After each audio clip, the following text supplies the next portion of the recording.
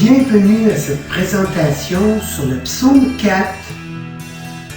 Hommes, jusqu'où irez-vous?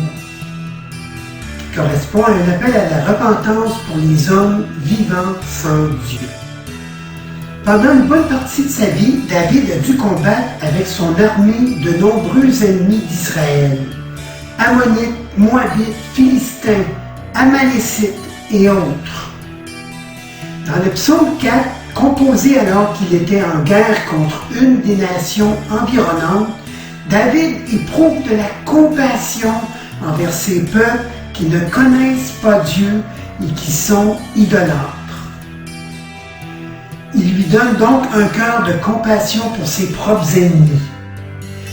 Du chef de chœur avec instrument à cordes, psaume de David.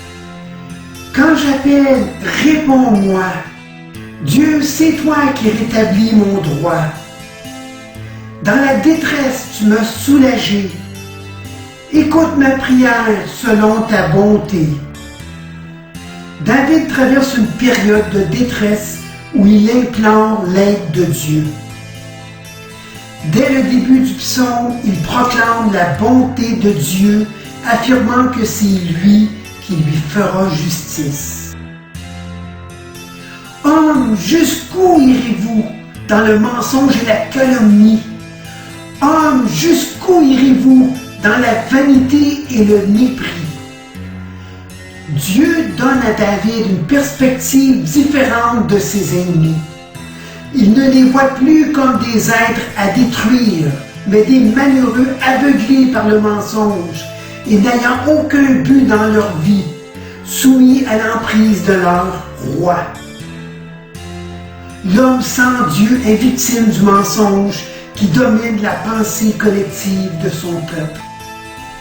Il se croit supérieur à Dieu dans ses pensées, avec une attitude d'orgueil correspondant à de la vanité, de mépris et souvent avec des paroles blasphématoires envers lui, correspondant à de la calomnie.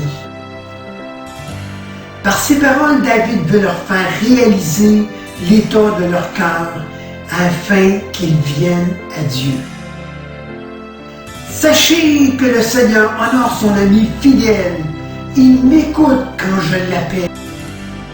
David déclare devant ses ennemis que ce Dieu qui règne sur sa vie protège tous ceux qui crient vers lui. Frémissez, réfléchissez. Méditez sur votre oreiller et vous m'entendrez. Malgré les apparences, il se sent en position de force devant eux et veut les voir se repentir. Il les interpelle à avoir la crainte de Dieu, à invoquer pendant la nuit afin qu'il se manifeste à eux. Il réalise que Dieu n'a pas seulement de l'amour pour son peuple, mais pour tous les hommes qui le recherchent de tout leur cœur. Offrez à Dieu un sacrifice de louange. Vous pouvez lui faire confiance. Dieu a tellement d'amour pour les hommes qu'il leur tend la main au travers de David pour qu'il loue son nom et se confie en lui. Ils sont nombreux à dire « Qui nous fera voir le bonheur ?» La majorité des hommes ne connaissent pas le véritable bonheur. Ils le recherchent dans toutes sortes de futilités qui ne procurent aucune satisfaction. Seul Dieu peut pleinement combler nos cœurs de son amour par sa présence durable avec son esprit. Fais lever sur nous la lumière de ta face, Seigneur. Par ton feu, viens en nous prendre ta place. David fait une prière collective pour lui-même, pour son peuple et même pour ses ennemis. Il invite Dieu à se manifester à tous les hommes, à éclairer leur intelligence par sa lumière, à venir brûler dans nos cœurs par son feu, qui consume en nous tout ce qui n'est pas de lui et qui résiste à sa volonté. Dieu veut venir régner en nous par son esprit afin que ce feu brûlant se répande dans le monde et détruisent les œuvres du diable. Donc, nous passons ainsi de la lumière de sa révélation au feu consumant de son esprit. Dans mon cœur, tu me remplis de joie. Le blé et le vin coulent en abondance. Seule la présence de Dieu peut pleinement nous combler. Le blé, ingrédient principal du pain, et le vin nous rappellent le corps et le sang du Christ, dont son sacrifice ultime sur la croix nous donne un accès permanent à la présence de Dieu en nous. Cette présence de Dieu par son esprit nous assure présentement la vie éternelle dans ce monde et pour toujours, que rien pourra nous séparer. Pareillement comblé, je me couche et m'endors. En sécurité, tu me fais reposer.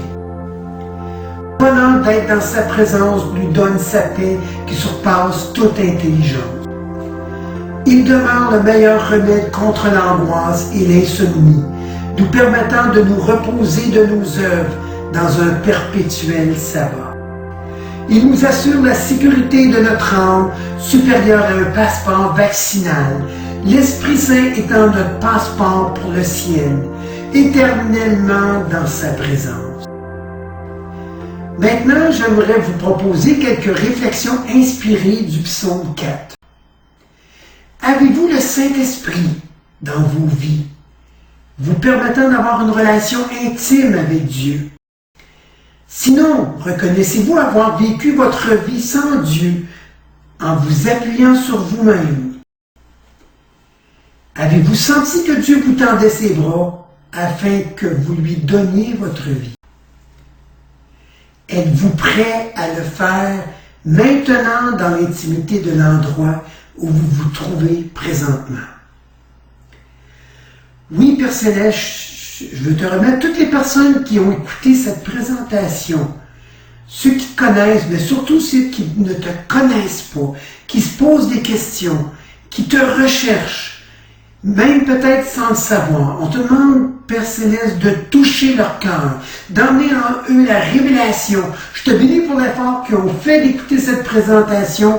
Maintenant, Père Céleste, manifeste-toi surnaturellement à eux, afin qu'ils puissent reconnaître que tu es le Seigneur des Seigneurs, le Roi des Rois, et que tu peux les sauver. Donne-leur la conviction du vide qu'ils ont dans leur vie, sans voir ta présence, et révèle-leur ton amour, ta paix, ta sécurité à travers ton Saint-Esprit, par la puissance, la gloire pour les siècles des siècles. Amen. Psalmania 1 est le nom de l'album dans lequel vous pouvez entendre cette pièce-là dans sa version intégrale. Sans toi, je suis perdu. C'est un album d'une durée d'1h15. Il s'agit de louanges théâtrales adaptées pour faire des chorégraphies. La version intégrale est en vente sur mon site web pour seulement 10 $. La version intégrale et instrumentale à part pour seulement 15 $. La seconde version pouvant faire office de bande sonore pour vos chorégraphies. Vous pouvez utiliser vos chanteurs et choristes pour substituer ceux de la bande originale dans vos propres présentations libres de droits d'auteur. Il s'agit d'un outil potentiellement puissant pour vos campagnes d'évangélisation dans les endroits publics. Soyez abondamment bénis dans votre action. Merci d'avoir assisté à cette présentation. Bonne fin de journée.